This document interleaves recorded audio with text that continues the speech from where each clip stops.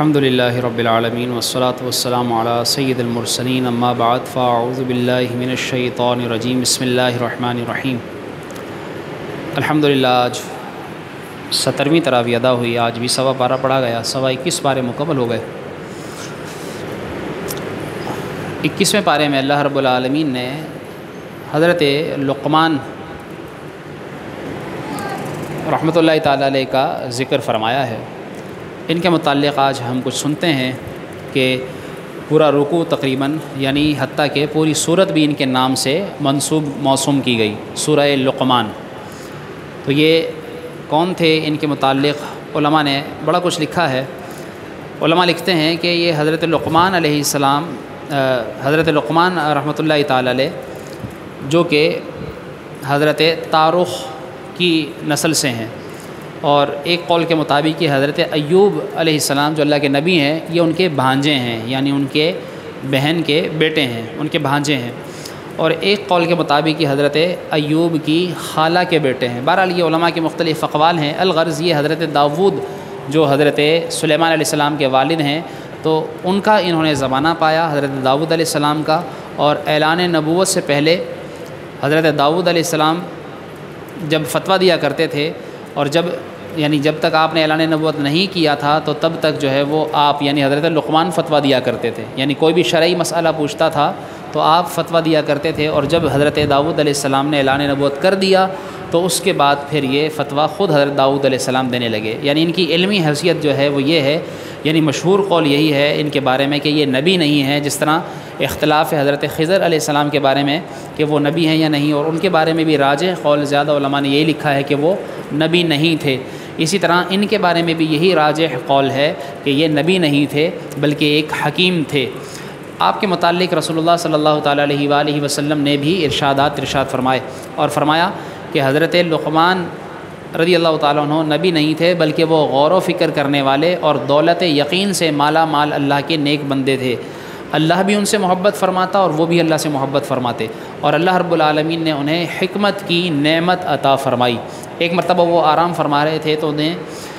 سوتے ہوئے یہ ندا دی گئی کہ اے لقمان، اگر تم پسند کرو تو ہم تمہیں خلیفہ بنا دیں تاکہ تم لوگوں کے درمیان عدل و انصاف قائم کرو۔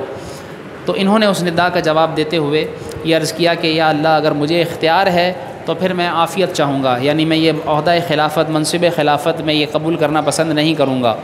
اور آج جو ہے وہ لوگوں کی یہ خواہش ہوتی ہے کہ بس ہمیں کسی بھی طرح کا کوئی عہدہ مل جائے، بس ہم کسی طرح جو ہے وہ متمکن ہو جائیں کرسی پر، اور ہم جو ہے وہ کسی بھی طرح لوگوں کے کمانڈ کرنے والے بن جائیں۔ یاد رکھیے کہ عہدے کی خواہش یا عہدے کی جو ہے وہ تمنا کرنا، یہ اچھے بزرگوں کے نزدیک یعنی انہیں ناپسند تھا، وہ بلکہ اس چیز سے بچتے تھے کہ ان کے اوپر کوئی ذمہ داری عائد کی جائے، کیونکہ بظاہر جو ہے وہ کرسی پر بیٹھنا یعنی کسی بھی طرح کی کمانڈ لینا یہ بڑا آسان ہوتا ہے، لیکن اس کے حقوق ادا کرنا یہ بڑا مشکل ہوتا ہے۔ بہت سے لوگ جو ہے وہ اپنے گھر والوں کے حقوق ادا نہیں کر پا رہے ہوتے، یعنی اپنے ماں باپ کے، اپنی بیوی کے، اپنی اولاد کے یہ حقوق نہیں دے رہے ہوتے، تو چہ جائے کہ جب وہ کسی جو ہے وہ حکومتی کرسی پر آ جائیں، کسی عہدے پر آ جائیں تو پھر اس کے حقوق پورے کریں۔ جس طرح ہم دیکھتے ہیں کہ کتنے ایسے جو ہے وہ جتنے بھی یعنی اکثریت بہت کم ایسے ہوں گے کہ جو کرسی کا حق ادا کرتے ہوں گے، لیکن بہت کم ہی ایسے ہیں، بہت یعنی اکثریت تعداد ایسی ہے کہ جو ہے وہ جانتے بھی نہیں کہ ان کی ذمہ داریاں کیا ہیں، اور وہ ذمہ داریاں انہیں پوری کیسے کرنی ہے، اس کا انہیں نہ علم ہوتا ہے اور نہ انہیں تجربہ ہوتا ہے، اور بس جو ہے وہ ایک شہرت کی خواہش اور ایک پیسے کی خواہش اور ایک جو ہے وہ حب جا جس کو کہتے ہیں، یہ مرض، یہ بھی ایک علماء نے باطنی مرض لکھا ہے کہ اپنی واہ واہ چاہنے کے لیے اور لوگوں کے اوپر جو ہے وہ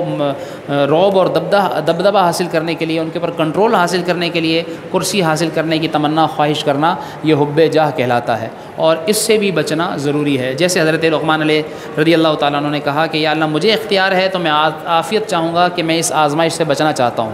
اور فرمایا کہ اگر تیری طرف سے حکم یہی ہے کہ میں خلیفہ بنوں تو پھر مجھے تیرے کرم پر بھروسہ ہے کہ تم مجھے غلطی سے بچا لے گا۔ اور یہ جو ہے وہ حضرت لقمان کی متعلق حضرت رسول اللہ صلی اللہ علیہ وسلم نے ارشاد فرمایا، یعنی احادیث میں بھی آپ کا ذکر ملتا ہے، روایتوں میں آتا ہے کہ رسول اللہ صلی اللہ علیہ وسلم نے فرمایا سوڈانیوں کے 4 سردار ہیں۔ ملک سوڈان باقاعدہ ایک جو ہے وہ ملک بھی ہے، اور یہ جو ہے اس کے متعلق آپ نے فرمایا سوڈانیوں کے 4 سردار ہیں، حضرت لقمان حبشی اور حضرت نجاشی، حضرت بلال اور حضرت مہجع، یہ 4 سردار ان کے متعلق لکھا گیا۔ تو ان میں سے یہ لقمان جو ہیں جن کا ذکر قرآن کریم میں ہے، پورا رکوع اس کی انشاءاللہ مختصر وضاحت بھی سنتے ہیں، تو یہ اللہ تعالیٰ نے ان کے متعلق ذکر فرمایا۔ ایسے ہی آپ صلی اللہ علیہ وسلم نے فرمایا سوڈانیوں کی صحبت اختیار کرو، کیونکہ ان میں سے 3 حضرات اہل جنت کے سرداروں میں سے ہیں، ان میں سے 3 جنت کے سرداروں میں سے، یعنی جنت میں بعض لوگ جنتی ہوں گے لیکن جنتیوں کے بعض سردار ہوں گے، جس طرح حضرت امام حسن اور حسین جو ہے وہ جنتی نوجوانوں کے سردار ہیں، حضرت فاطمہ الزہرا رضی اللہ تعالیٰ عنہ جنتی عورتوں کی سردار ہیں، تو اس طرح بعض لوگ جو ہے وہ ان سرداروں کے ماتحت سردار ہوں گے، تو ان میں سے ایک حضرت لقمان حکیم رضی اللہ تعالیٰ عنہ بھی ہیں۔ اور حکمت ان کے متعلق یہ بھی کہا گیا ہے کہ اللہ تعالیٰ نے حکمت یعنی یہ جو حکیم ہوتے ہیں جو جڑی بوٹیوں سے جو ہے وہ علاج کرتے ہیں، تو ان کے متعلق آتا ہے کہ جب یہ جنگلوں میں جاتے تھے تو اللہ تعالیٰ نے ان کے لیے یہ خاصیت عطا فرمائی کہ جڑی بوٹیوں سے باقاعدہ آواز آیا کرتی تھی ان کو کہ میں جو ہے وہ اس چیز کا علاج ہوں اور مجھے اس طریقے سے استعمال کرو گے تو اللہ تبارک و تعالیٰ مجھے اس بیماری کے ذریعے شفا بنا دے گا۔ تو یہ اللہ تعالیٰ نے آپ کو حکمت عطا فرمائی اور یوں جو ہے وہاں سے یہ حکمت چلنا شروع ہوئی۔ اسی طرح حضرت لقمان رحمۃ اللہ تعالیٰ علیہ یا رضی اللہ تعالیٰ عنہ ان کے متعلق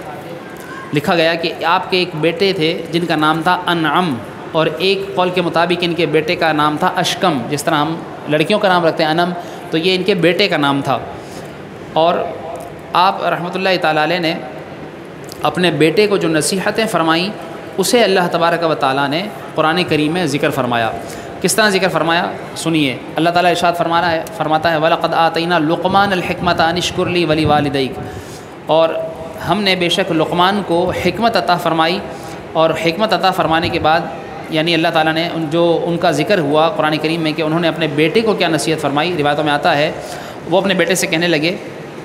وَإِذْ قَالَ لُقْمَانُ لِابْنِهِ وَهُوَ يَعِظُهُ، وہ باپ تھے اور وہ اپنے بیٹے کو نصیحت کر رہے تھے۔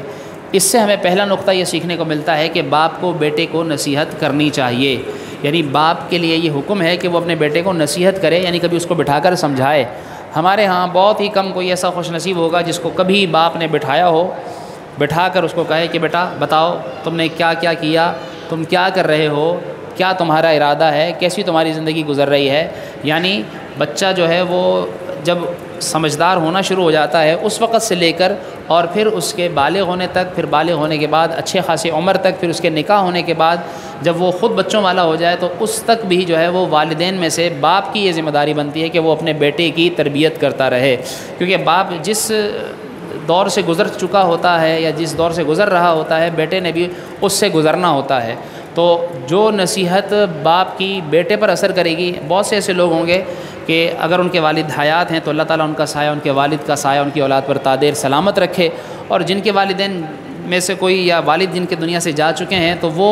کبھی کبھی اگر اپنے والد کو یاد کرتے ہوں گے تو انہیں اپنے باپ کی کوئی نہ کوئی بات یاد آتی ہوگی کہ میرے والد صاحب یوں کہا کرتے تھے، میرے والد صاحب یوں کیا کرتے تھے، میرے والد صاحب کی یہ عادت تھی، میرے والد صاحب کا یہ طریقہ تھا۔ تو دیکھو بیٹا جو ہے وہ بوڑھا بھی ہو جائے، خود وہ پوتے پوتیوں والا بھی ہو جائے، لیکن اسے یہ نصیحت باتیں کس کی یاد رہتی ہیں؟ اپنے باپ کی۔ اسے شاید اور کسی کی باتیں یاد نہیں رہیں گی لیکن اسے اپنے والد کی بات یاد رہتی ہے۔ تو والد کا بڑا اثر ہے۔ لوگ جو ہے والدہ کے زیادہ فضائل بیان کرتے ہیں، بے شک والدہ کے زیادہ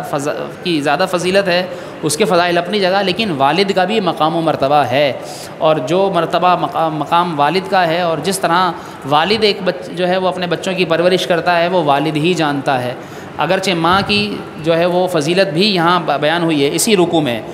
رکوع میں اللہ تعالیٰ نے والدہ کا بھی ذکر فرمایا، تو چونکہ پہلے والد کا ذکر آ گیا کہ خود حضرت لقمان تھے اور یہ اپنے بیٹے کو نصیحت کر رہے تھے، پھر آگے جا کر اللہ تعالیٰ نے پھر ماں کی جو مصیبتیں ماں اٹھاتی ہے بچے کے لیے وہ آگے ذکر فرمایا ہے۔ اور انہوں نے اپنے بیٹے کو کیا نصیحت کی؟ وَإِذْ قَالَ لُقْمَانُ لِابْنِهِ وَهُوَ يَعِظُهُ يَا بُنَيَّ، اے میرے بیٹے لا تشرک باللہ۔ ان کی پہلی نصیحت یہ تھی کہ اللہ کے ساتھ کبھی کسی کو شریک نہ کرنا، اللہ کے ساتھ شرک نہ کرنا، ہمیشہ اللہ کو ایک جاننا، اللہ کی عبادت کرنا، اللہ کی ذات کے بارے میں ہرگز کبھی متردد، کبھی متذبذب نہ ہونا، بلکہ اللہ رب العالمین کے بارے میں یقین رکھنا کہ وہ تمہارا رب ہے، وہی تمہاری ہر حال میں مدد فرمانے والا ہے، وہی تمہارا ہر حال میں تمہارا کارساز ہے، تمہارے کام بنانے والا ہے، تمہیں مصیبت سے بچانے والا ہے۔ تو اس سے ہمیں ایک تو یہ بات پتہ چلتی ہے، اور آپ نے ساتھ ساتھ فرمایا ان الشرک لظلم عظیم، بے شک شرک یہ بہت بڑا ظلم ہے۔ اس کے بعد کچھ آیتوں کے بعد پھر ان کی کچھ نصیحتیں ذکر ہوئیں، اور وہ کیا ذکر ہوئیں؟ وہ انہوں نے کہا یا بنیا، اے میرے بیٹے، انہا ان تکو مثقال حبۃ من خردل فتکن فی صخرۃ او فی السماوات او فی الارض یاتی بہ اللہ، میرے بیٹے نیکی کرتے رہنا، اور نیکی کیسی بھی ہو، کتنی بھی ہو، چھوٹی سی بھی ہو اور کہیں پر بھی کی ہو،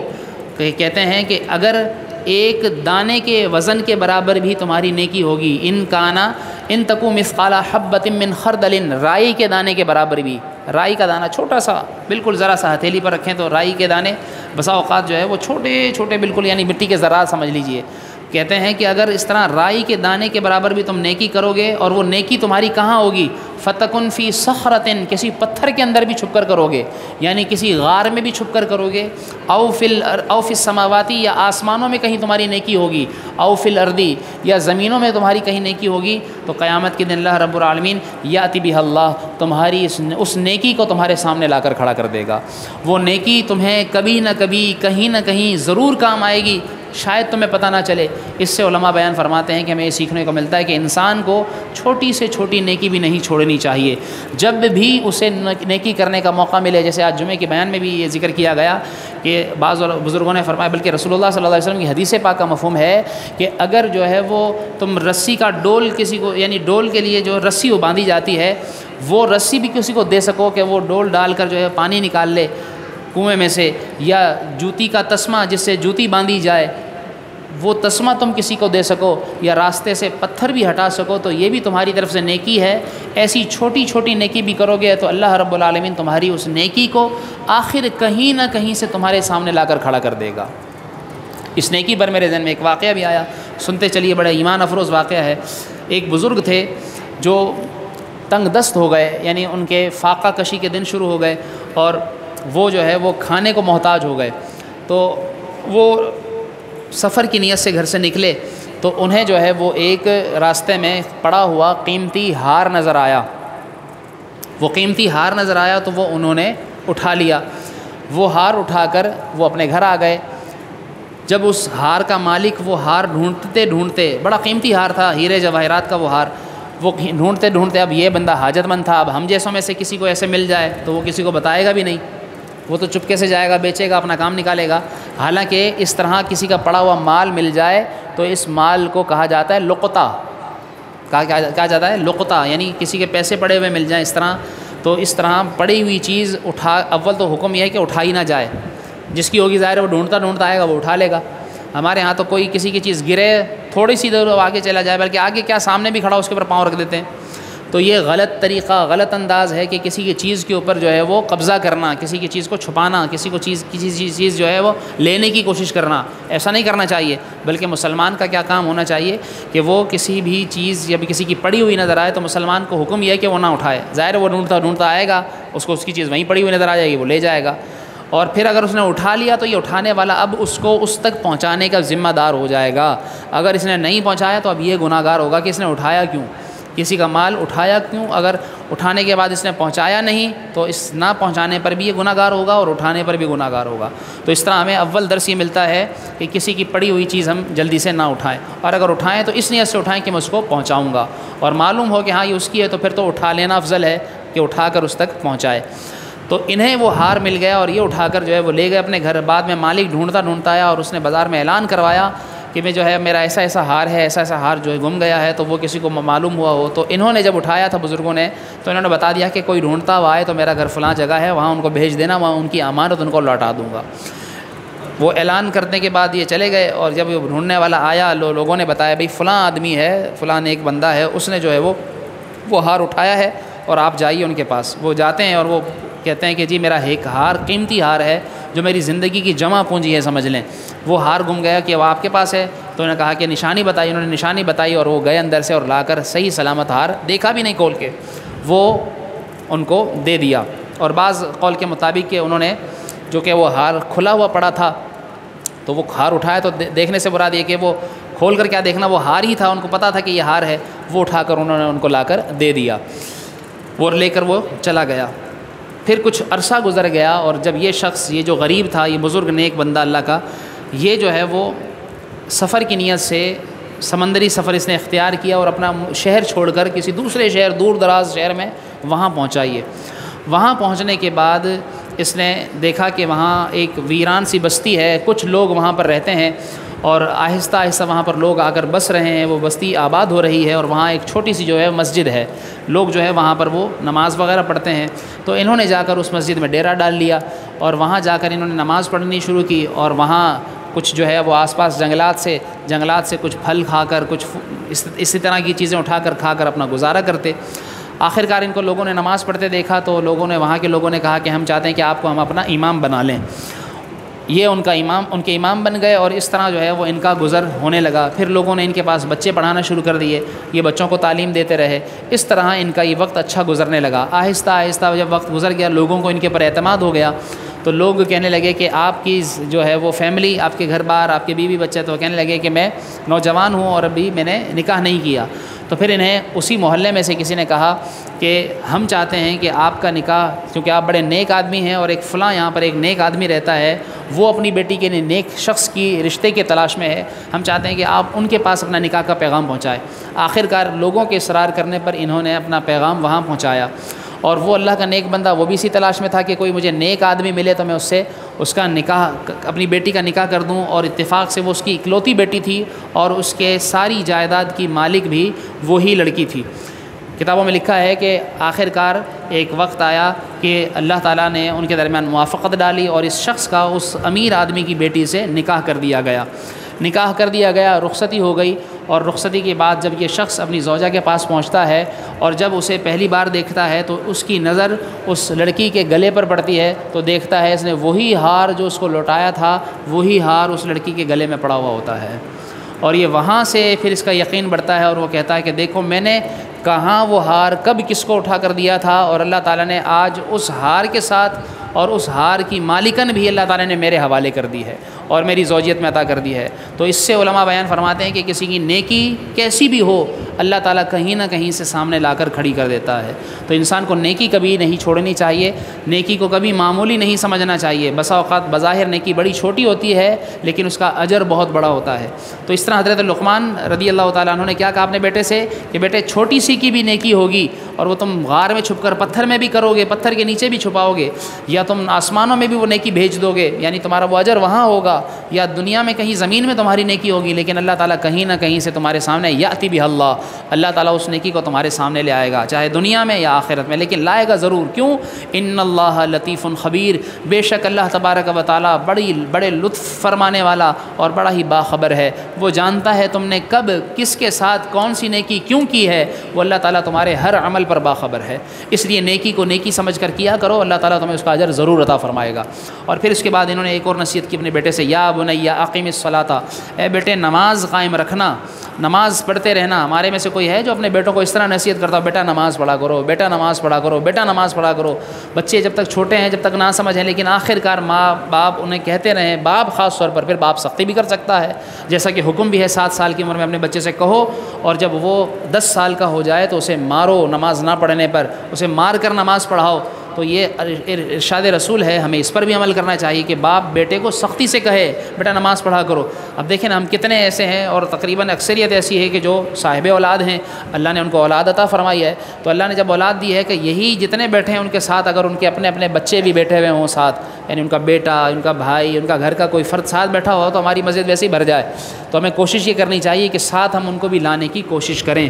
کوشش ہمارا کام ہے، اس کے بعد نتیجہ اللہ کی ذات پر چھوڑ دیں۔ تو اقیم الصلاۃ، بیٹے کو یہ کہا کہ بیٹے نماز قائم رکھو، وامر بالمعروف، اور نیکی کا حکم دو، نیکی کی دعوت دیا کرو، لوگوں کو بتایا کرو یہ اچھی بات ہے، یہ بری بات ہے، ونہا عن المنکر، برائی سے منع کرو، برائی سے منع کیا کرو کہ یہ بری بات ہے، اچھی بات بتایا کرو، برائی سے روکا کرو۔ لیکن افسوس، باپ آج بیٹے کو یہ نصیحت تو کرنا دور کی بات، نہ وہ خود برائی سے رکتا ہے اور نہ وہ کسی اچھائی کی طرف جاتا ہے، نہ کسی کو اچھی بات بتاتا ہے، اس کے سامنے کوئی اچھا کام بھی ہو تو اسے چھوڑ کر برے کام کی طرف لپکتا ہے۔ تو باپ کا یہ کام بنتا ہے کہ بیٹے کو ایسی نصیحتیں کریں کہ جس سے اس پر اثر ہو، اور اس کے سامنے پھر وہ ویسے کام کرے کہ جس سے وہ اثر لے۔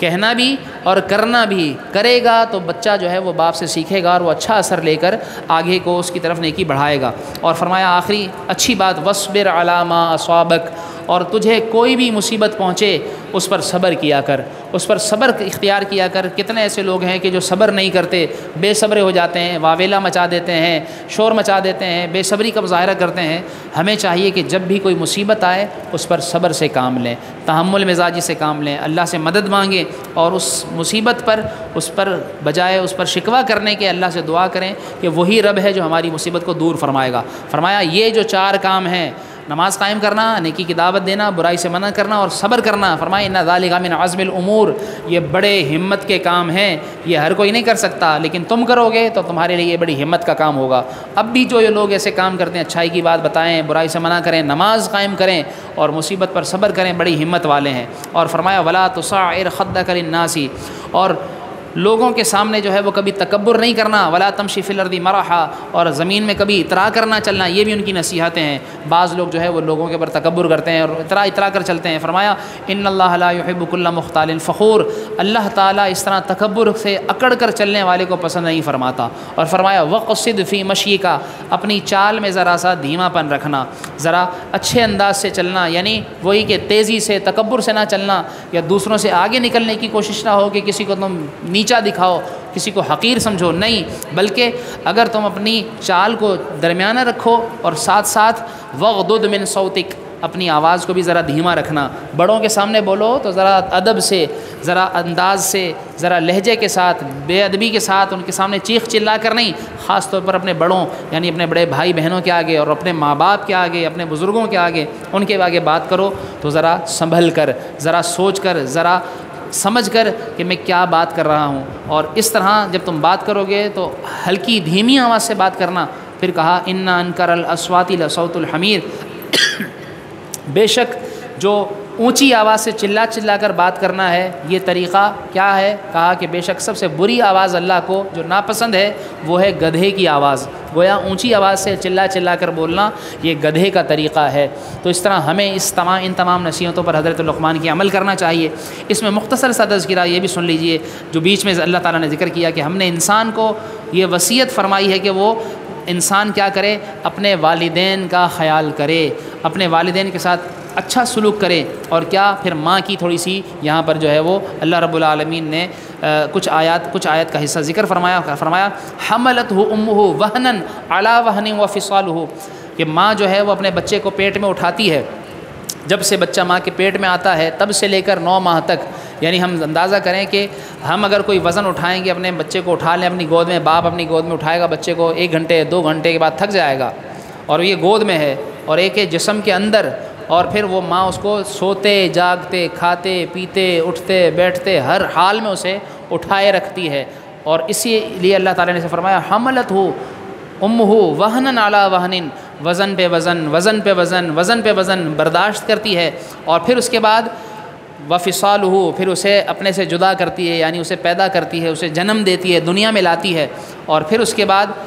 جس طرح اسے دودھ پلاتی ہے اور دودھ 2 سال تک پلاتی ہے، اور یہ 2 سال تک دودھ پلانا یہ ماں کا جو ہے وہ بڑا صبر کا مظاہرہ ہوتا ہے کہ وہ کتنی تکلیف برداشت کرتی ہے۔ علماء فرماتے ہیں کہ جو ماں کا دودھ ہے یہ اس کے جگر کے خون سے بنتا ہے، یعنی وہ گویا کہ اپنے جگر کا خون اسے گویا کہ پلاتی ہے، اور اتنی ماں تکلیفیں برداشت کرتی ہے۔ اس لیے اللہ تعالیٰ نے فرمایا انشکر لی ولی والدیک، اللہ نے کیا فرمایا، تم میرا بھی شکریہ ادا کرنا اور اپنے ماں باپ کا بھی شکریہ ادا کرنا۔ کتنی بڑی بات ہے، اپنے شکر کے ساتھ ماں باپ کا شکریہ ادا کرنے کا حکم دیا ہے۔ وَإِلَيَّ الْمَصِيرُ، اور یہ یاد رکھنا کہ میری طرف ہی پلٹ کر آنا ہے، آنا تو نے میرے پاس ہی ہے، وہ تیرے ظاہری پالنے والے ہیں اور میں تیرا حقیقی پالنے والا ہوں، میں تیرا حقیقی رب ہوں، میں نے تجھے پیدا کیا، میں نے تجھے رزق دلوایا،